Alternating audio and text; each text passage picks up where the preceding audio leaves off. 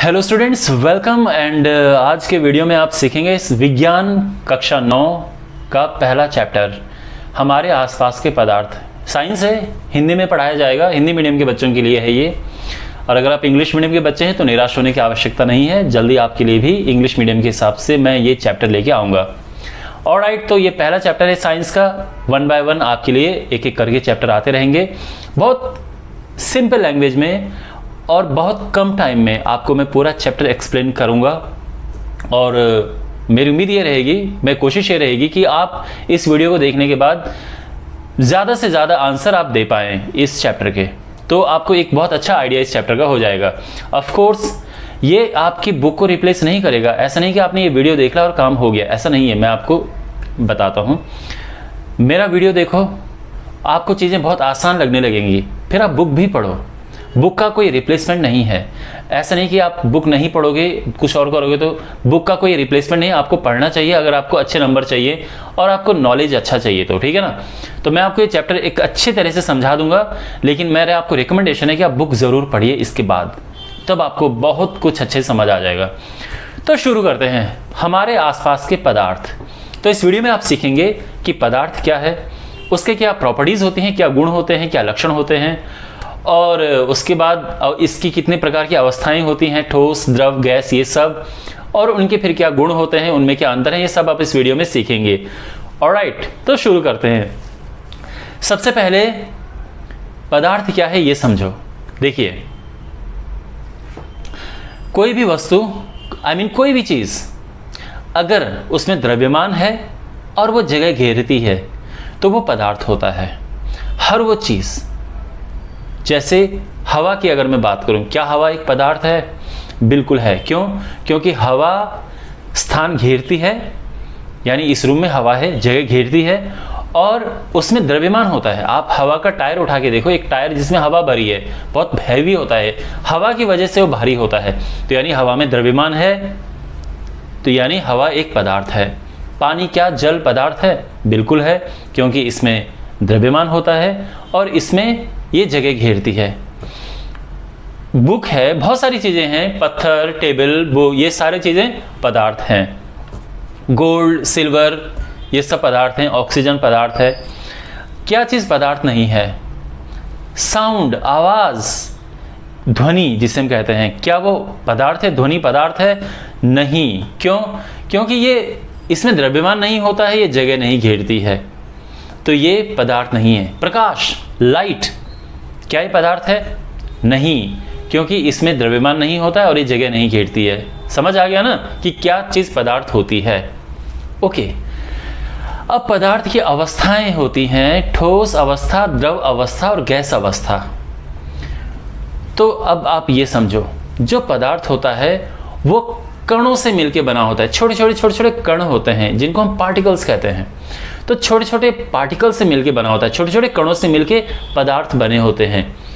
तो जब ये कण एक दूसरे के बिल्कुल पास होते हैं तो वो चीज़ बनती है ठोस, ठीक है। यानी अगर मैं बात करूं कि ये स्केल, ये ठोस है। क्यों? क्योंकि इसके अंदर जो कण हैं ये एक दूसरे के बिल्कुल पास में हैं। अब अगर उन कणों के बीच की दूरी थोड़ा बढ़ गई तो बन जाता है द्रव, लिक्विड। जैसे पानी है, तो पानी के जो कण होंगे वो इसके कणों से उनकी बीच की दूरी ज़्यादा होगी, ठीक है। या आप इसको अगर पिघला देंगे तो इसके कणों के बीच की दूरी इससे ज़्यादा हो जाएगी, और जब उनके बीच की दूरी और ज़्यादा हो जाती है तो वो बन जाता है गैस, जैसे भाप, ठीक है ना। तो पानी के कणों की अगर मैं बात करूं और भाप के कणों की बात करूं, तो जो भाप के कण होंगे उनके बीच की दूरी ज़्यादा है पानी के कणों के बीच की दूरी से। तो अब आप समझ गए कि ठोस क्या है, द्रव क्या है, गैस क्या है। तो बेसिकली सारा खेल है कि वो एक दूसरे के अगर बहुत पास में है तो वो ठोस है, थोड़ा गैप है तो वो लिक्विड है, द्रव है, और अगर ज़्यादा दूर है तो गैस है, ठीक है ना। ठोस, द्रव, गैस समझ आ गया। पदार्थ की 3 ही मुख्य अवस्थाएं होती हैं, ठोस, द्रव, गैस। लेकिन वैसे 2 और अवस्थाएं होती हैं, जैसे प्लाज्मा है, जैसे सूर्य है। सूर्य में गैसेस किस अवस्था में? वो प्लाज्मा स्टेट में है, वो कोई ठोस, द्रव, गैस नहीं है। सूर्य में जो वहाँ पे सारी चीज़ें हैं, गैसेस हैं, वो प्लाज्मा स्टेट में होती हैं। सब कुछ ही गैस स्टेट में है वहाँ पे, क्योंकि इतना गर्म है वो। तो और इसके बाद एक और है बोस आइंस्टाइन कंडेंसेट, ये भी एक और स्टेट है, लेकिन आपको मेन पढ़ना है ठोस, द्रव और गैस, ठीक है। अच्छा, अब हम बात करते हैं पदार्थ के अलग अलग लक्षणों के बारे में कि उनमें क्या लक्षण होते हैं। सबसे पहला, जो कि मैं पहले डिस्कस कर चुका हूँ, उनके जो पदार्थ होता है उनके कणों के बीच में दूरी होती है। पदार्थ के कणों के बीच में दूरी होती है, ठीक है। उनके बीच में एक खाली स्थान होता है, कहने का मतलब ये है। तो पहला क्या है, पदार्थ के कणों के बीच में खाली स्थान होता है, ठीक है। तो अगर कोई आपसे पूछे कि भाई सिद्ध करो कि पदार्थ के कणों के बीच में खाली स्थान होता है, तो आप क्या करोगे? आप एक गिलास पानी लेना, ठीक है, और वहां पे निशान बना देना। कांच का गिलास लोगे तो अच्छे से वो हो पाएगा, उसमें निशान बना देना, मैंने पानी यहां तक लिया है। उसके बाद आप उसमें शुगर मिलाओ 1 चम्मच। तो वो जो पानी का लेवल है वो ऊपर नहीं जाएगा, जबकि ऊपर जाना चाहिए, आपने कुछ और मिलाया है, बट वो ऊपर नहीं जाएगा। इसका मतलब क्या है, वो शुगर गई कहाँ? जब पानी का लेवल नहीं बढ़ा। वो जो शुगर है, वो जो चीनी है, पानी के कणों के बीच में घुस गई है। चीनी के कण पानी के कणों के बीच में घुस गए हैं। कैसे घुसे? क्योंकि वहां जगह थी खाली, तभी तो घुसे हो। तो यानी इससे सिद्ध होता है कि जो पदार्थ है उनके बीच में, पदार्थ के कणों के बीच में खाली स्थान होता है। ये पहला है। दूसरा, जो पदार्थ के कण है वो लगातार मूव करते रहते हैं, लगातार गतिशील होते हैं, निरंतर गतिशील होते हैं पदार्थ के कण, ठीक है। तो कैसे पता? सिद्ध करो भाई। तो आप एक कमरे में एक कोने पे परफ्यूम स्प्रे करो, डीओ वगैरह स्प्रे करना, तो खुशबू वहां से वहां तक पहुंच जाती है। कैसे? क्योंकि जो डीओ के कण हैं वो भी तो एक पदार्थ है, वो गतिशील होके एक कोन, वो मूव करके यानी चल के एक कोने से दूसरे कोने तक पहुंच गए, तो ये गतिशील होते हैं, ठीक है। और हाँ, इतना है कि जो जिनमें गर्मी ज़्यादा होती है वो ज़्यादा गतिशील होते हैं, जिनमें गर्मी कम होती है कम गतिशील होते हैं। अगर आप किसी चीज़ को गर्म कर दोगे तो वो उसके कण ज़्यादा तेज़ी से मूव करेंगे। जैसे जो ठंडा खाना है उसकी खुशबू दूर तक नहीं जाती है, लेकिन गर्म खाने की खुशबू दूर तक जाती है। कैसे? क्योंकि जो गर्म खाना होता है उसके जो कण होते हैं वो बहुत तेज़ी से मूव करते हैं, ठीक है ना। या उसके आसपास की जो हवा है वो गर्म हो जाती है और उसके कणों को, उस खुशबू को दूर लेके जाती है। क्यों? क्योंकि उसमें गर्म है, गर्मी ज़्यादा है। तो जिनके कणों में जब पदार्थ के कण गर्म होते हैं तो तेज़ी से मूव करते हैं। ये क्वेश्चन आपके पास आ सकता है। मैंने क्वेश्चन देखा था, ये उसमें था कि गर्म खाना दूर से ही आप उसको पता स्मेल आ जाती है, लेकिन ठंडे खाने की नहीं आती। क्यों? तो इसका कारण क्या है कि जो गर्म खाना है उसके कण गतिशील, उसके कण ज़्यादा तेज़ी से मूव करते हैं, ज़्यादा तेज़ी से गतिशील होते हैं, ठीक है, ज़्यादा तेज़ी से गति करते हैं, इसलिए वो दूर तक चले जाते हैं जल्दी। और जो ठंडा खाना होगा तो ठंडे कण जो हैं वो तेज़ी से नहीं मूव करते हैं, तो इसलिए दूर तक नहीं खुशबू जाती है। अब समझ गए ना आप? Simple reason. तो पहला क्या था? कणों के बीच में खाली स्थान होता है। दूसरा, गतिशील होते हैं। तीसरा, पदार्थ के कण एक दूसरे को आकर्षित करते हैं, एक दूसरे को बिल्कुल आकर्षित करते हैं। और बिल्कुल ये बात सत्य है भाई, अगर पदार्थ के कण एक दूसरे को आकर्षित नहीं करते तो ये स्केल कैसे रहता? इसके कण अगर एक दूसरे से अट्रैक्ट नहीं करते तो ये तो चले जाते, ठीक है ना। अब जैसे जो लिक्विड है, द्रव, उसके कण एक दूसरे को, देखो इसके कण एक दूसरे को बहुत तेजी से, इसके पार्टिकल एक दूसरे को बहुत ज्यादा अट्रैक्ट करते हैं, बहुत ज्यादा एक दूसरे को आकर्षित करते हैं। अगर मैं लिक्विड की बात करूं, द्रव की, उसके कण एक दूसरे को करते हैं आकर्षित, लेकिन इतना नहीं जितना इसके करते हैं, इसलिए उसके कण थोड़ा एक दूसरे से दूर रहते हैं और वो द्रव होता है, वो बहता है। अगर मैं गैस की बात करूं तो गैस के कण एक दूसरे को बहुत कम आकर्षित करते हैं, इसलिए गैस बहुत ज़्यादा तेज़ी से इधर उधर जाती है। समझ आ रहा है ना आपको सब कुछ? ओके माय डियर, अब इसके बाद हम आते हैं इसके अगले पार्ट में, वो है कि ठोस, द्रव और गैस में क्या अंतर है। तो आपको ठोस, द्रव और गैस में थोड़ा अंतर जानना है। तो सबसे पहली बात देखो, ये बहुत ज़रूरी है, मैं आपको कुछ इंपॉर्टेंट इनके अंतर बताऊंगा। सबसे पहली बात, अगर मैं बात करूं, देखो ये है ठोस, द्रव और गैस। ठोस के अगर मैं बात करूं उनकी द्रव्यमान की, तो उनका द्रव्यमान क्या होता है? तो आप कहोगे कि ठोस का द्रव्यमान भी निश्चित होता है, द्रव का भी निश्चित होता है, गैस का भी निश्चित होता है। तीनों के द्रव्यमान निश्चित होते हैं। यानी ऐसा नहीं कि अभी ठोस 2 किलो है, थोड़ी देर में 4 किलो हो गया, या गैस अभी, या अभी लिक्विड, यानी अगर मान लो दूध कहीं पे है वो 2 किलो है तो अपने आप ही 4 किलो नहीं हो जाता ना, तो द्रव्यमान उनका निश्चित होता है। लेकिन अगर मैं बात करूं आकार की, आकार उनका अलग होता है। ठोस का आकार निश्चित होता है, पर द्रव और गैस के आकार अनिश्चित होते हैं। ठोस जिस बर्तन में रखोगे उसका आकार नहीं ग्रहण करेगा, जैसा है वैसा ही रहेगा। लेकिन अगर द्रव और गैस की मैं बात करूं तो वो जिस बर्तन में आप रखोगे उनका आकार ग्रहण कर लेगा, उनका वही आकार हो जाएगा जो बर्तन का आकार है। आप समझ सकते हैं। इसके बाद बात करते हैं आयतन की। तो आयतन ठोस और द्रव का निश्चित होता है, लेकिन गैस का आयतन अनिश्चित होता है। ठोस का आयतन जितना है उतना ही रहता है, द्रव का भी जितना है उतना ही रहता है। 2 लीटर दूध होगा तो 4 लीटर नहीं बन जाएगा, आयतन उसका निश्चित रहेगा। पर गैस का आयतन वही होता है जो बर्तन का आयतन होता है। तो बर्तन का आयतन जितना है, गैस का भी आयतन उतना ही होता है। ध्यान रखना, द्रव्यमान अलग बात होती है और आयतन अलग चीज होती है। द्रव्यमान नहीं चेंज होगा, 2 किलो गैस 2 किलो ही रहेगी, लेकिन आप उसको जिस बर्तन में रखोगे उसका आयतन वो ग्रहण कर लेगा। ठीक है ना। तो ये तो हो गया द्रव्यमान, आकार और आयतन। अब बात करते हैं इनके बीच के खाली स्थान की। ठोस के बीच में सबसे कम खाली स्थान होता है, द्रव के पास इससे थोड़ा ज्यादा खाली स्थान होता है, लेकिन गैस के पास सबसे ज्यादा खाली स्थान होता है इनके कणों के बीच में। ठीक है। अब किसके कण ज्यादा तेजी से मूव करते हैं? ठोस के कण बहुत कम तेजी से मूव करते हैं, उससे ज्यादा तेजी से द्रव के कण मूव करते हैं, और उससे भी ज्यादा तेजी से गैस के कण मूव करते हैं, गतिशील गति करते हैं। ठीक है ना। अच्छा, अब जो कण है उनके बीच के आकर्षण की बात करते हैं। ठोस में कण बहुत एक दूसरे के पास रहते हैं और उनका आकर्षण बहुत तेज होता है, बहुत ज्यादा आकर्षण होता है।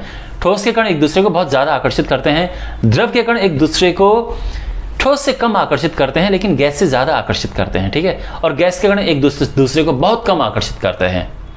ठीक है। अब इसके बाद बात करते हैं घनत्व की। घनत्व, डेंसिटी। ठोस का घनत्व सबसे ज्यादा होता है, इससे कम होता है लिक्विड का यानी द्रव का, और सबसे कम घनत्व होता है गैस का, डेंसिटी। ठीक है ना। तो आप समझ सकते हैं घनत्व का मतलब है कितना टाइट है वो, आसान भाषा में। तो आप समझ सकते हैं ठोस सबसे ज्यादा टाइट होता है। तो ये कुछ बेसिक प्रॉपर्टीज हैं, तो आपको ये अच्छे से समझनी है। एग्जाम में आते हैं कि भाई इनमें आप अंतर बताइए, तो आपको अंतर बताना होता है। ठीक है। इसके बाद कुछ और भी प्रॉपर्टीज होती है। किस चीज़ को हम दबा सकते हैं? कंप्रेसिबिलिटी। तो ठोस को नहीं दबा पाते हैं, लिक्विड को दबा देते हैं, गैस को आराम से दबा सकते हैं। ठीक है। तो ये कुछ गुण हैं। तो ठोस, द्रव, गैस में आई होप आपको अंतर पता चल चुका होगा। अब मैं आपको बताता हूँ पदार्थ की अवस्थाओं में परिवर्तन। क्या पदार्थ की अवस्थाएं परिवर्तित हो सकती हैं? कोई चीज़ अभी ठोस से क्या वो द्रव बनाया जा सकता है, या कोई द्रव है उसको गैस बनाया जा सकता है, या उल्टा किया जा सकता है गैस को द्रव? तो यस, बिल्कुल किया जा सकता है। और इन प्रक्रियाओं को क्या कहते हैं ये भी मैं आपको बताऊंगा।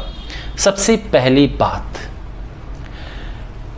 मैंने आपको बताया था कि जो ठोस होता है उसके कण एक दूसरे के बहुत पास होते हैं, द्रव के कण एक दूसरे से दूर होते हैं और गैस के बहुत दूर होते हैं। अगर मैं ठोस के कणों को कुछ करके एक दूसरे से दूर कर दूं तो क्या होगा?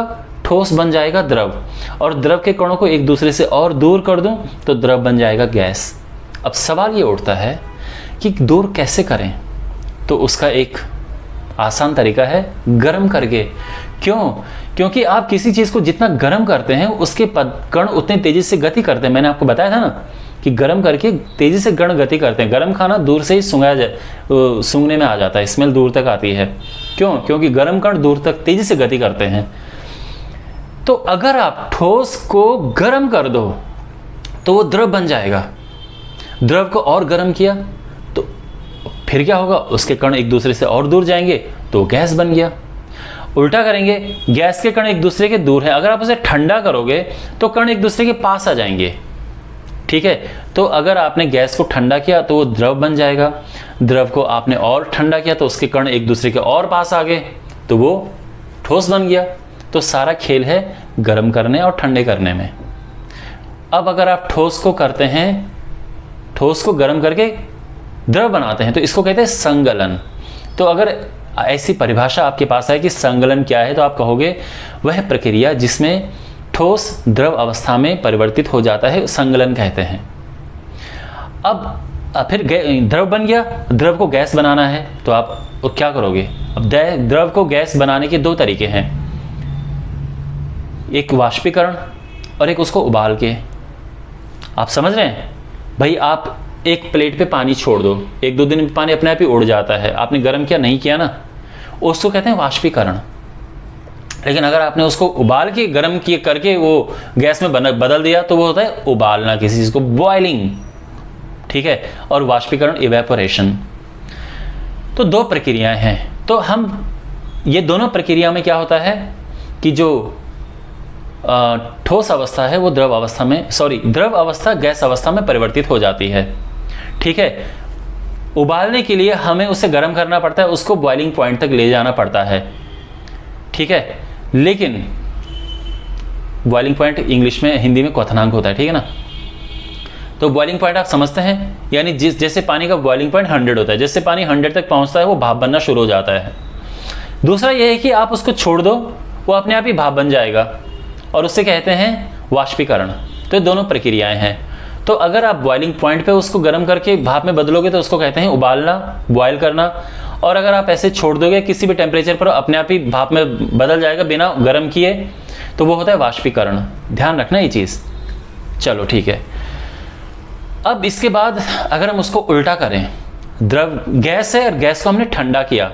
आप जानते हैं ना, अगर आपने पानी की बोतल ली, ठंडी ठंडी पानी की बोतल फ्रिज से निकाल के, तो आप देखते हो ना बाहर पानी की ड्रॉप जम जाती हैं, बाहर से पानी आ जाता है। भाई पानी लीक तो हो नहीं रहा, तो बाहर पानी कैसे आ गया उसमें?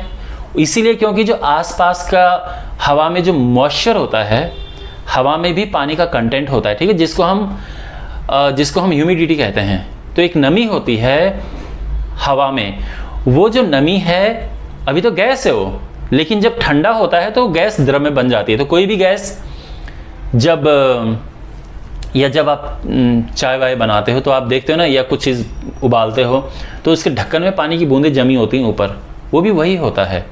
तो गैस जब ठंडी होती है तो वो द्रव वापस बन जाता है, तो इसको संघनन कहते हैं। Okay, condensation. तो जो संघनन की प्रक्रिया है उसमें क्या होता है कि जो द्रव गैस है, गैस को आप ठंडा करके उसका तापमान कम करके आप उसको द्रव अवस्था में परिवर्तित कर देते हैं, ठीक है। और द्रव को अगर आप और ठंडा करो तो जम जाता है, उसको जमना कहते हैं। फ्रीज होना, फ्रीजिंग।